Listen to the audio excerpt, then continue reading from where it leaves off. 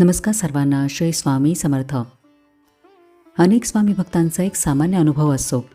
ते शांतपणे बसून स्वामींच्या नावाचा जप करत असतात आणि अचानक त्यांच्या डोळ्यामधून अश्रू येऊ लागतात. कधी मंदिरात, कधी आरती करताना, तर कधी स्वामींचे चरित्र वाचताना हा अनुभव येतो. अनेकांना प्रश्न पडतो की हे अश्रू का येतात, यामागे काही विशेष कारण आहे का? आजच्या व्हिडिओमध्ये आपण हेच जाणून घेणार आहोत की स्वामींची सेवा करताना, त्यांचे नामस्मरण करताना अचानक डोळ्यामधून अश्रू का येऊ लागतात.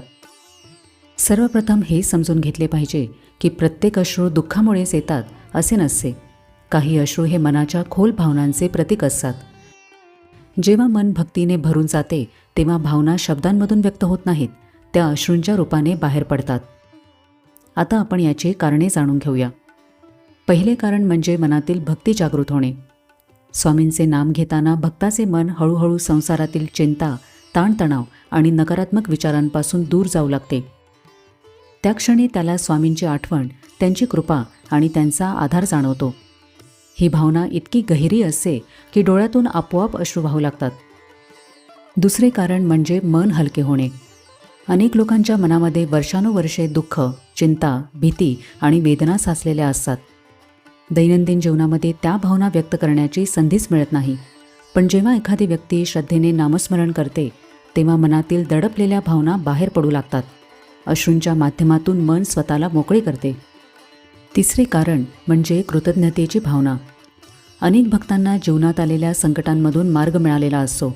काहींना स्वामींच्या कृपेने कठीण प्रसंगातून बाहेर पडल्याची जाणीव असते. जेव्हा ते नामस्मरण करतात तेव्हा त्यांना त्या सर्व गोष्टी आठवतात. स्वामींनी मला इतके दिले, इतके जपले, ही भावना मनाला स्पर्श करते आणि डोळ्यामध्ये पाणी येते. चौथे कारण म्हणजे आत्मिक शांतीचा अनुभव. आजच्या काळामध्ये मन सतत धावत असते.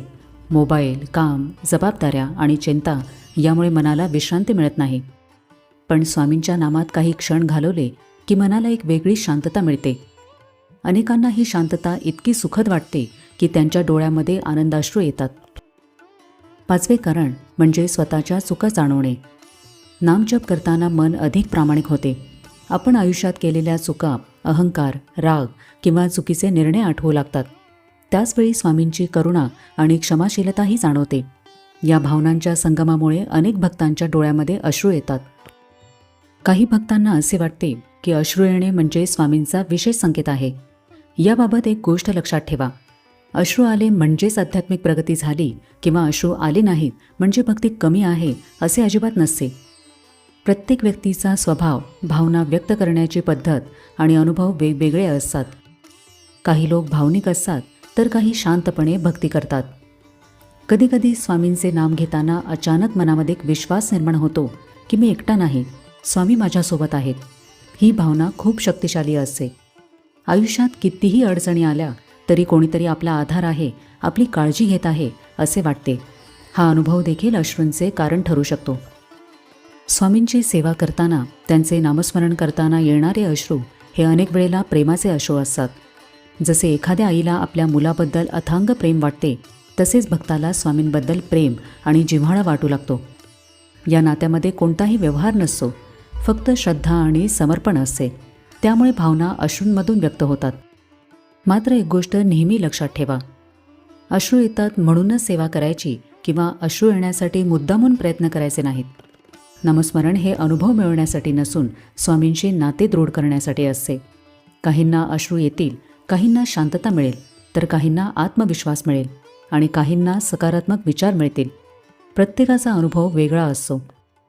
स्वामींचे नाव घेतल्यावर डोळ्यात येणारे अश्रू हे अनेक वेळेला मनातील भक्ती, कृतज्ञता, प्रेम, शांती आणि समर्पण यांचे प्रतीक असतात.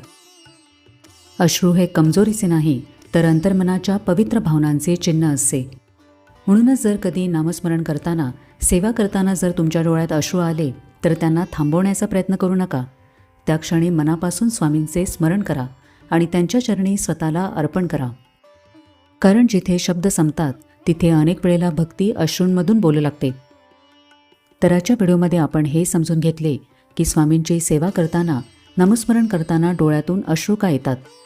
तर कसा वाटला आजचा व्हिडिओ हे मला कमेंट करून नक्की सांगा.